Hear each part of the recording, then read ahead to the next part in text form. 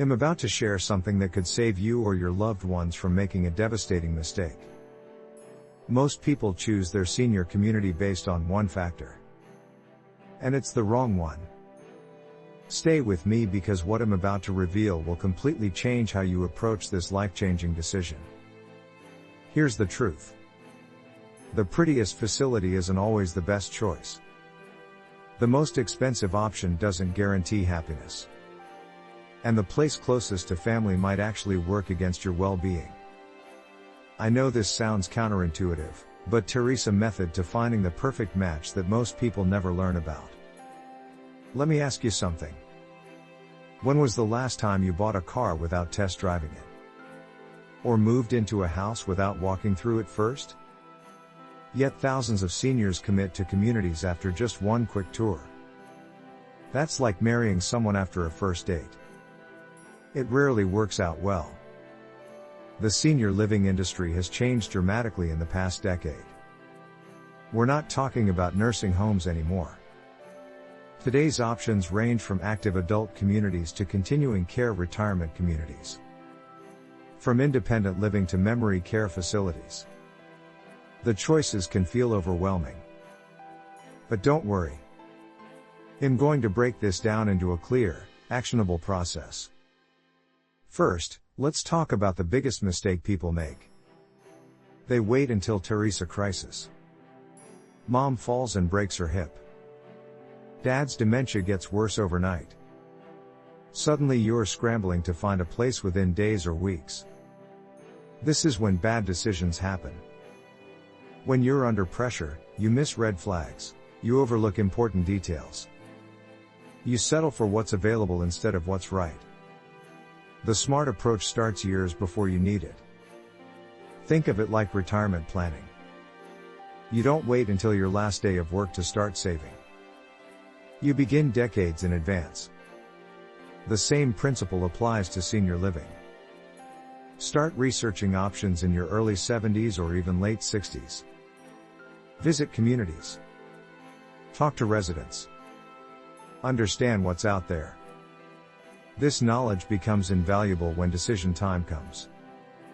Now let's dive into the first critical factor. Location matters more than you think. But not in the way most people assume. Yes, being near family is important. But here's what matters even more. Access to quality healthcare. Proximity to hospitals and specialists. Availability of emergency services. A beautiful community in a rural area might seem peaceful. But if the nearest hospital is 40 minutes away, that peace comes with serious risk. Consider the climate too. Arthritis gets worse in cold, damp weather. Heart conditions can struggle with extreme heat. If you've lived in Minnesota your whole life, moving to Arizona might sound appealing. But that desert heat could affect your medications and health conditions in unexpected ways. Talk to your doctor before making location decisions based solely on weather preferences. The second major consideration is the level of care you'll need. This is where people often underestimate future requirements. You might be healthy and independent today. But what about 5 years from now? 10 years? The best senior communities offer a continuum of care. This means you can age in place. Start in independent living. Transition to assisted living when needed. Move to memory care if dementia develops. Without having to leave the community you've grown to love. Here's a crucial question to ask. What happens if one spouse needs more care than the other? Some communities force couples to separate. The healthier spouse stays in independent living while the other moves to a different building or even a different facility. This separation can be heartbreaking. Look for communities that keep couples together regardless of changing care needs. Let's talk about the financial aspect. This is where things get complicated fast. Senior living costs vary wildly. Independent living might run $2,000 to $4,000 monthly. Assisted living jumps to $4,000 to $7,000. Memory care can exceed $8,000 per month. And these are just averages. Costs in major cities can double or triple these numbers. But here's what most people don't understand. The sticker price isn't the whole story. Some communities charge one all-inclusive fee. Others nickel and dime you with add-ons. Transportation costs extra. Medication management adds fees. Even activities might come with charges. You need to understand the complete financial picture. Ask for a detailed breakdown of all costs. Get it in writing. Compare apples to apples across different communities. There's also the entrance fee model. Some continuing care retirement communities charge a large upfront fee. We're talking $50,000 to $500,000 or more. In exchange, you get guaranteed care for life. Your monthly fees stay more stable. And you might get some of that entrance fee back when you leave. But you're tying up a huge chunk of your assets. Make sure you understand the refund policy. Some are fully refundable. Others are non-refundable. Many fall somewhere in between. Now let's discuss something nobody wants to think about. The quality of care. This is where you need to become a detective. Don't just trust the marketing materials. Don't rely solely on the tour guide's promises. Do your homework. Check state inspection reports. These are public records. They reveal violations, complaints, and how quickly problems get fixed. A few minor violations might be normal. But patterns of serious issues should raise red flags. Talk to current residents without staff present. This is critical. Ask if you can have lunch in the dining room. Strike up conversations. Ask residents if they'd recommend the community to their friends. Find out what they wish they'd known before moving in. These unfiltered opinions are gold. They'll tell you things the marketing team never will. Visit at different times of day. That morning tour shows the community at its best. Staff are fresh. Activities are in full swing. But what about evenings? Weekends? Drop by unannounced if possible. See how many staff members are actually on duty. Notice if residents look engaged or bored. Pay attention to how staff interact with residents. Are they rushed and impersonal? Or warm and attentive? The dining experience deserves special attention. You'll eat 3 meals a day here. For years. The food needs to be more than just edible. It should be enjoyable. Ask to see a month's worth of menus. Check for variety. Look for accommodations for special diets. Diabetic options. Low sodium choices. Vegetarian meals. And here's a pro tip. Eat multiple meals there before deciding. One good lunch doesn't tell the whole story. Activities and social engagement matter enormously. Isolation and loneliness are serious health risks for seniors. They're as dangerous as smoking or obesity. A good community keeps residents active and connected. But here's the key. The activities need to match your interests. If you hate bingo and craft classes, a community focused on those won't make you happy. Look for diverse programming. Educational lectures. Exercise classes. Cultural outings. Volunteer opportunities. Book clubs. Whatever aligns with your passions. Let's address the physical environment. Safety features are non-negotiable. Grab bars in bathrooms. Non-slip flooring. Good lighting. Emergency call systems in every room. Wide hallways for walkers and wheelchairs. But beyond safety, consider livability. Are the apartments spacious enough? Can you bring your own furniture? Is there enough storage? Can you have pets? These quality of life factors affect daily happiness. The community culture is harder to quantify but equally important. Some communities feel institutional. Others feel like home. Some cater to wealthy retirees who golf and travel. Others attract middle-class seniors who value simplicity. There's no right or wrong. But there is right or wrong for you. You need to fit the culture.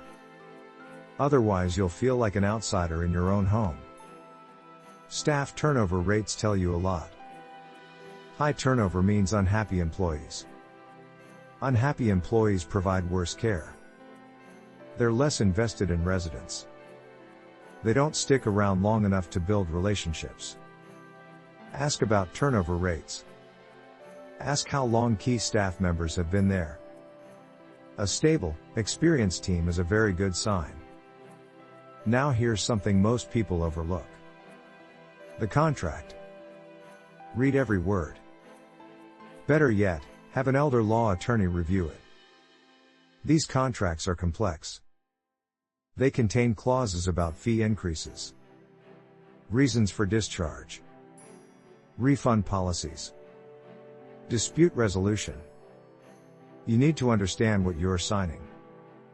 Don't let anyone rush you. Take the contract home. Study it carefully. Ask questions about anything unclear. Consider the community's financial stability too. Senior living facilities can go bankrupt. When that happens, residents face uncertainty and potential relocation. Ask to see financial statements. Check if the community is part of a larger, stable organization. Look for accreditation from organizations like CARF or the Joint Commission. These suggest financial and operational soundness. Transportation services are more important than many people realize. You might be driving now. But what about in 5 years? Communities should provide transportation to medical appointments, shopping, and social outings. Find out how often transportation runs. Is it scheduled or on demand? Are there fees? Can you go where you want or only predetermined destinations? The move-in process itself deserves attention. Good communities help with downsizing and moving. They might offer move-in coordinators, help with estate sales, recommendations for moving companies. This support can make a stressful transition much smoother. Ask what assistance they provide. It could save you thousands in moving costs and countless hours of stress. Let's talk about something sensitive but crucial. End-of-life care. What happens when a resident is dying? Can they remain in their apartment? Is hospice available on site? How does the community handle death and grief? These aren't pleasant topics. But knowing the answers brings peace of mind. You want to spend your final days in comfort and dignity. Make sure the community can provide that.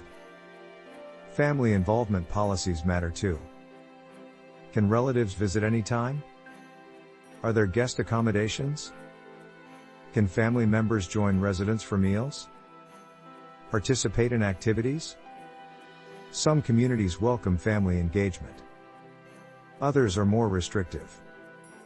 If staying connected to family is important, you need a community that facilitates that. Technology and internet access might seem minor. But in today's world, they're essential. You'll want a video chat with grandchildren. Stream movies. Stay connected on social media. Check if apartments have high-speed internet. Is it included or extra? Is there tech support available? Can you use your own devices and services? Now let's discuss timing. When is the right time to move? There's no perfect answer. But there are better and worse times. Moving while you're still healthy and independent is ideal. You can fully participate in community life. Make friends more easily. Establish routines on your own terms. Waiting until you're frail or ill makes everything harder. The transition becomes more traumatic. You miss out on the best years of community living. Here's a framework for decision making. Create a spreadsheet.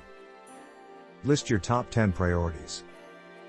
Maybe it's proximity to family, quality of food, activities offered, cost, level of care available, whatever matters most to you. Then score each community you visit on these factors.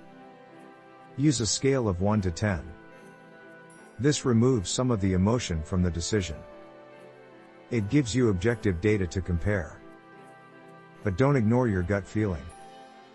If something feels off during your visit, pay attention. Maybe you can't put your finger on it.